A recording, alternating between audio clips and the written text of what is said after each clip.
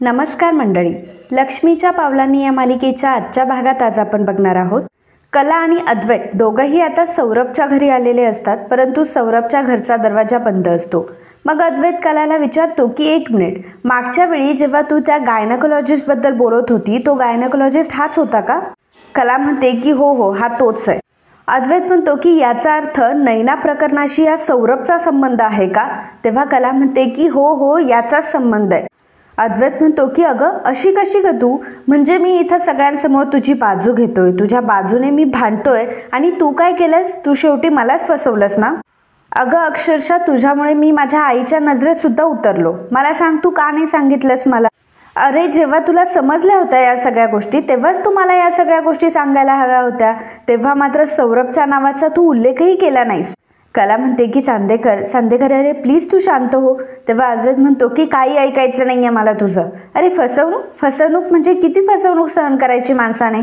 कला म्हणते की चांदेकर प्लीज तू आधी शांत हो बरं, आणि आरोप करण्याच्या आधी मला नक्की काय म्हणायचंय हे एकदा जाणून घे. आईने काही दिवसापूर्वी नैनाताई आणि सौरभला चांदेकर मेन्शनमध्ये बोलताना बघितलं होतं. मग आईच्या मनात तेव्हा शंका आली की लग्न होऊन सुद्धा नैनाताई सौरभ सोबत का बोलतीये, म्हणून तिने मला ती बोलून दाखवली. आणि त्या शंकेचं निरसन करण्यासाठी मी क्लिनिकमध्ये गेले होते.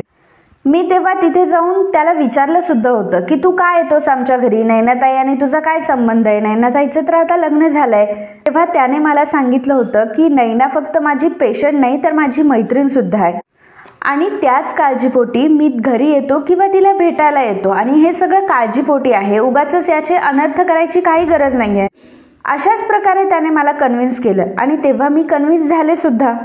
नैनाताई जे उडवाउडवीची उत्तरं देत होती, जे हलगर्जीपणा करत होती, प्रेग्नन्सीच्या काळात सुद्धा तिचा हलगर्जीपणा चालू होता, या सगळ्या गोष्टी मला आणि आईला समजत होत्या.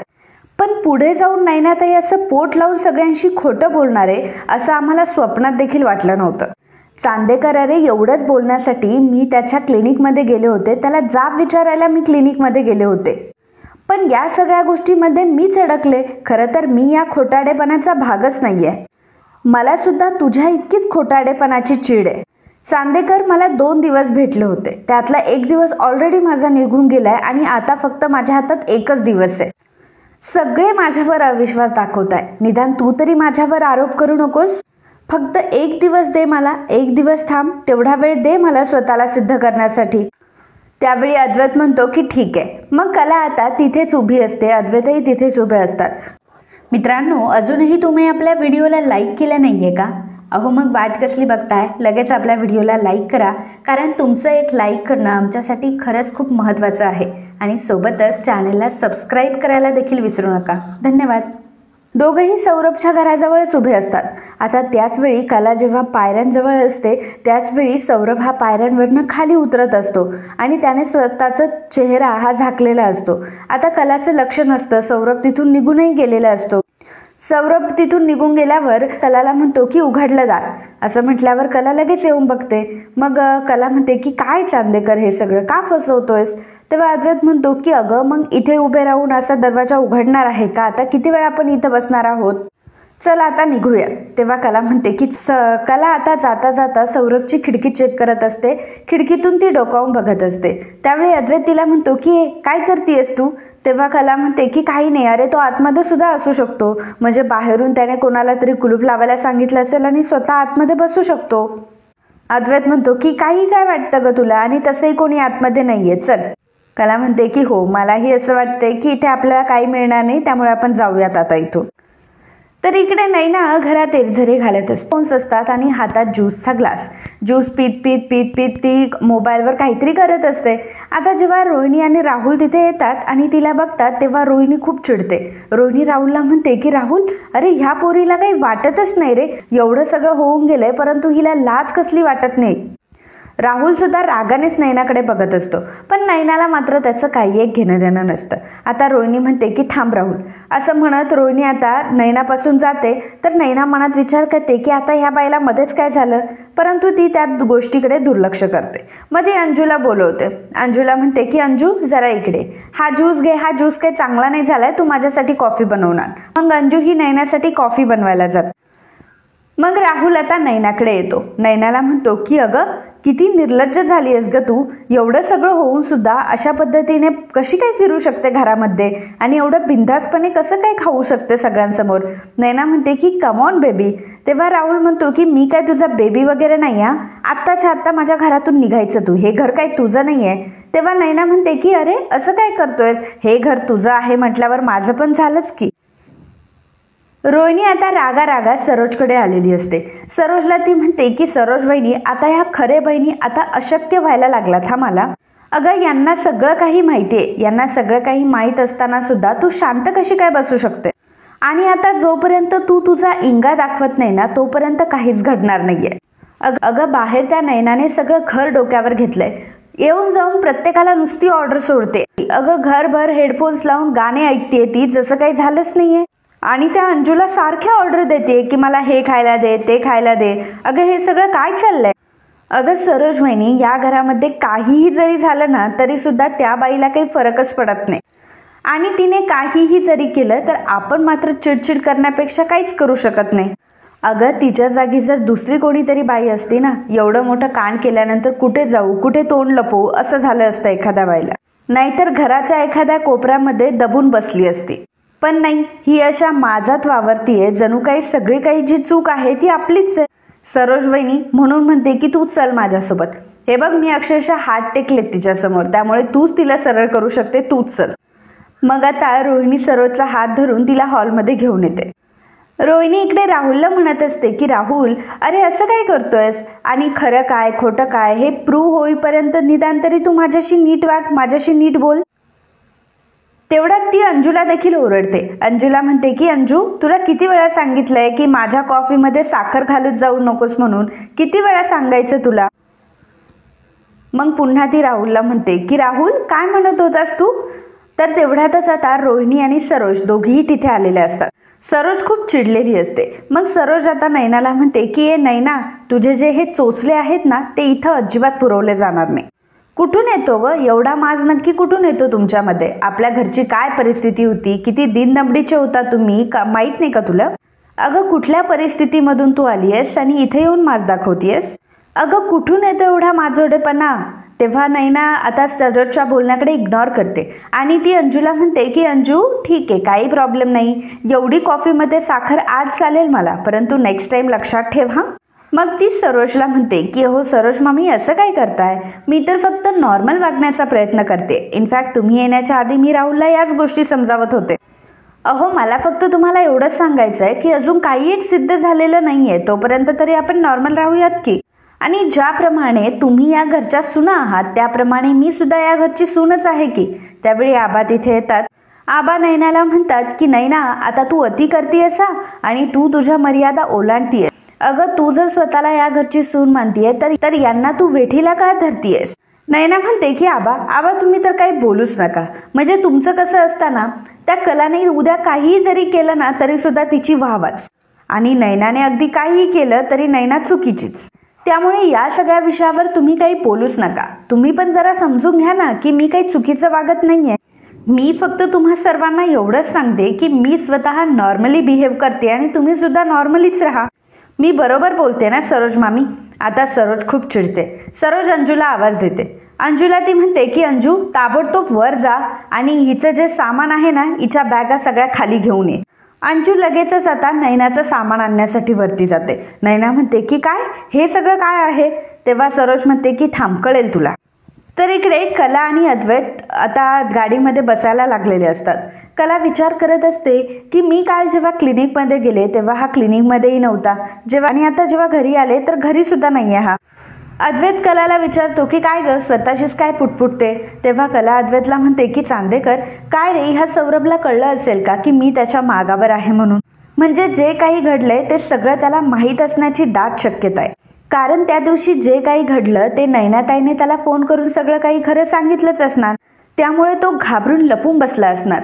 किंवा असंही होऊ शकतं की या सगळ्या प्रकरणामध्ये तो नैनाताईच्या सोबत होता आधीपासून आणि आता आपल्या समोर त्याला यायची लाज वाटते. म्हणतो की हो असं असू शकतं. तेव्हा कला म्हणते की परंतु मला एक गोष्ट कळत नाही की मी जेव्हा जेव्हा जाते तेव्हा हा माझ्यापासून गायब का होतोय. अद्वैत म्हणतो की या गोष्टीचा अर्थ सिंपल आहे, तू त्याच्या मागावर आहे हे त्याला माहीत असणार. कला म्हणते की हो अद्वैत, बरोबर बोलतोयस तू. मग अद्वैत म्हणतो की बस आता गाडीत. अद्वैत आणि कला दोघंही आता गाडीतून जात असतात. कला मनात विचार करत असते की आता हा सौरभ जर माझ्या हाती लागला नाही तर मी सर्वांसमोर पुरावे कसे काय सादर करू. आता वेळ जशी जशी पुढे जातीये तसं तसं माझं डोकं अक्षरशः बंद पडतंय. मला तर आता काय करावं तेच कळत नाहीये. आई अंबाबाई, आता तूच काहीतरी मार्ग दाखव, कारण हे खोटेपणाचं ओझं मला तरी सहन होत नाही बाई. आता कलाचं सहज लक्ष समोर जातं तर तिला सौरभ तिथं उभा असलेला दिसतो. सौरभ जेव्हा तिला बघतो तेव्हा लगेचच त्याचा चेहरा तो झाकतो. मग कला लगेच गाडीच्या खाली उतरते आणि सौरभला आवाज देते की सौरभ. सौरभ लगेच मागे वळून बघतो. मग कलाला आता पूर्णपणे खात्री होते की हा सौरभच आहे म्हणून. मग सौरभ जेव्हा कलाला बघतो तेव्हा तिथून पळायला सुरुवात करतो. कलाही त्याच्या मागोमाग आता पळत असते. तर अद्वैत विचार करत असतो की ह्या खरेला काय झालं, अचानक कशी निघून गेली. पण त्याच वेळी त्याला ऑफिसमधून कॉल आलेला असतो की लवकरात लवकर ऑफिसमध्ये या. त्यामुळे अद्वैत सांगतो की हो मी लवकरच येतो. अद्वैत आता गाडीच्या खाली उतरतो आणि खरे खरे अशी हाक मारत असतो. कला कुठे गेली हे त्याला कळलेलंच नसतं. इकडे अंजूने आता नयनाच्या बॅग आणलेल्या असतात हॉलमध्ये. तेव्हा सरोज म्हणते की हे तुझं जे काही चाललंय ना, आता मला त्याला पूर्णविराम द्यावाच लागेल आणि हे सगळं आता मलाच करावं लागेल. चल आत्ताच्या आत्ता इथून निघून जा. असं म्हणत सरोज आता नयनाच्या बॅगच फेकून देते. हे सगळं बघून नयना लगेचच तिच्या बॅग बघायला जाते आणि म्हणते की अहो सरोज मामी, काय करताय तुम्ही हे. नयना म्हणते की सरोज मामी, तुम्ही असं नाही करू शकत. ऑलरेडी तुम्ही मला 2 दिवसांचा टाइम दिलाय ना, मग तुम्ही आता असं नाही बोलू शकत, असं नाही करू शकत तुम्ही आता.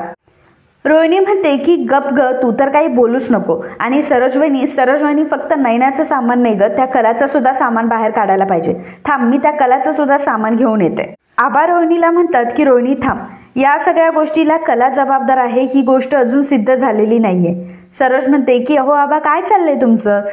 अहो एवढं सगळं होऊन सुद्धा तुम्ही त्या मुलीचीच बाजू घेताय. सारखा सारखा तुम्हाला तिचा एवढा पुळका काय येतो आबा.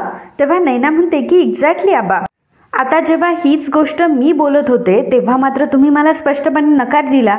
आबा मी तुम्हाला एक गोष्ट सांगते हा, की असंच जर तुम्ही कलाला पाठीशी घालत राहिला तर एक दिवस मात्र ती तुमच्या पाठीमध्ये खंजीर खुपसेल एवढं नक्की. कारण तुम्हाला वाटतंय ना तितकी ती कला साधी अजिबात नाहीये आणि ही गोष्ट तुम्हाला लवकरच कळेल. सरोज नयनाला म्हणते की आबांशी ह्या भाषेत अजिबात बोलायचं नाही, चालती हो पहिल्यांदा या घरातनं. रोहिणी म्हणते की नाही सरोज वहिनी, नयना फक्त एकटी बाहेर जाणार नाही तर कला सुद्धा बाहेर जाणार. थांब, मी त्या कलाचं सामानच घेऊन आले. असं म्हणतच कलाचं सामान आणण्यासाठी रोहिणी वरती जाते. तर इकडे कला आता सौरभचा पाठलाग करत असते. तेव्हा सौरभ आता एका रिक्षातून बसून निघून जातो. तर कला सुद्धा दुसरी रिक्षा पकडते आणि त्या रिक्षाचा पाठलाग करत असते. आता सौरभच्या रिक्षाचा पाठलाग कलाची रिक्षा करत असते आणि कला फार टेन्शनमध्ये असते की हा सौरभ हाती लागतो की नाही म्हणून. त्याचवेळी अद्वैतचा कलाला कॉल येतो. अद्वैत कलाला म्हणतो की अगं खरे काय चाललंय तुझं, अशी अचानक कुठे निघून गेली आणि किती बेजबाबदार आहेस ग तू. मला ॲटलीस्ट सांगायचं तरी ना, कुठे चालली आहेस, कुठे आहेस आता तू. तेव्हा कला म्हणते की चांदेकर तू घरी निघून जा. अद्वैत म्हणतो की का, मी का घरी जाऊ. तेव्हा कला म्हणते की चांदेकर, अरे माझ्या हाती आता जे काही लागलंय ना ते आता मी असं सहजासहजी सोडू शकत नाही. मी आता तुला घरी भेटते आणि घरी भेटूनच मी तुला सगळं काही सांगते. तेव्हा अद्वैत म्हणतो की अगं असं काय म्हणते घरी जा म्हणून, अगं ऑलरेडी मला ऑफिसमध्ये कामं आहेत. कला म्हणते की नाही चांदेकर, तू पहिल्यांदा घरी जा, ऐक माझं. हे बघ मी तुला सगळ्या गोष्टी सांगते तिथे नंतर येऊन, प्लीज आता मला माझं काम करू दे, बाय. असं म्हणून कला फोन ठेवते. कला विचार करत असते की आता जर हा माझ्या हाती लागला तर आणि तरच मी माझा खरेपणा सिद्ध करू शकते. म्हणून ती त्या रिक्षा चालकाला सांगत असते की दादा प्लीज पटपट चला. कला सौरभला रिक्षातून आवाज देत असते की सौरभ थांब. सौरभ विचार करतो की आता जर हिने मला पकडला ना तर माझी तर वाटच लागेल. मग त्यानंतर कला आता रिक्षावाला दादाला सांगते की दादा तुम्ही एक काम करा, त्या रिक्षाच्या आडवी रिक्षा घाला. मग त्या दादांनी आता सौरभच्या रिक्षाच्या समोरच रिक्षा आणलेली असते. लगेचच रिक्षाच्या खाली उतरते आणि डायरेक्टली सौरभला रिक्षातून खाली खेचते. सौरभची कॉलर पकडून त्याला विचारत असते की काय रे, कुठे चालला होतास तू, कुठे पळून चालला होतास. आत्ताच्या आता तुला मी पोलिसांच्या ताब्यात देते, थांब. तेव्हा सौरभ मनात विचार करतो की आता जर मी हिला काही सांगितलं तर तो राहुल माझा जीव घेईल आणि जर मी हिला काहीच सांगितलं नाही तर ही मला पोलिसांच्या ताब्यात देईल. आता तर माझी वाट लागली, आता तर मी पूर्णपणे ट्रॅप झालोय, मी काय करू आता. कला त्याला म्हणत असते की काय सांगतोस का, मला सांग, तू पळून का चालला होतास ते. नाहीतर हे बघ, तू जर मला काही सांगितलं नाही ना तर मी पोलिसांना फोन लावेल हा. तेव्हा सौरभ म्हणतो की अगं कला, पोलिसांना नको फोन लावूस, माझं लायसन्स जप्त होईल. कला त्याला म्हणते की काय रे, फसवणूक करताना पळून जाताना हा विचार तुझ्या मनामध्ये नाही आला का? सौरभ म्हणतो की अरे तुम्ही का माझ्या जीवावर सगळे उठलात? तेव्हा कला म्हणते की तुम्ही म्हणजे कोण? सौरभ, अरे तू गायनेकोलॉजिस्ट आहे ना, अशी घाणेरडी फसवणूक कशी काय करू शकतोस रे तू? अरे एवढ्या मोठ्या प्रतिष्ठित घराण्याने जर तुझ्या विरुद्ध कंप्लेंट केली ना तर तुझं सगळं आयुष्य पणाला लागेल. मला सांग, का वागलास तू असं? माझ्या आईची काय अवस्था झाली हे तुला माहितीये? माझ्या घरच्यांची काय अवस्था झाली तुझ्या या फसवणुकीमुळे माहितीये तुला? अरे ही अशी घाणेरडी फसवणूक करताना जराही तुला विचार नाही आला का कसला? कबूल कर ना, का फसवलंस तू आम्हाला? माझं लग्न मोडायला निघाला होतास ना तू? कला विचार करते की नाही, आता मला काहीतरी करायला हवं, हा तर असं ऐकणारच नाही. म्हणून ती सौरभला म्हणते की सौरभ, नैनाताईने मला तुझ्याबद्दल सगळं काही खरं खरं सांगितलंय. तेव्हा सौरभ म्हणतो की काय सांगितलंय नैनाने? कला म्हणते की नैनाताईने आम्हाला सगळ्यांना सांगितलंय की हा प्लॅन तुझा होता आणि नैनाताईला खोटं नाटक करायला सांगितलंस. सौरभ म्हणतो की नैना किती खोटाडी आहे, तिने असं सांगितलं माझ्याबद्दल. कला विचार करत असते की आता मात्र बरोबर बाण लागलाय. कला त्याला विचारत असते की सांग ना, का केलीस अशी बनवाबनवी? तेव्हा सौरभ तिला म्हणतो की अगं खरी बनवाबनवी तर आमच्यासोबत झाली आहे. कला म्हणते की म्हणजे नक्की तुला काय म्हणायचंय? तेव्हा सौरभ म्हणतो की त्या नैनाने मला लग्नासाठी प्रॉमिस केलं होतं.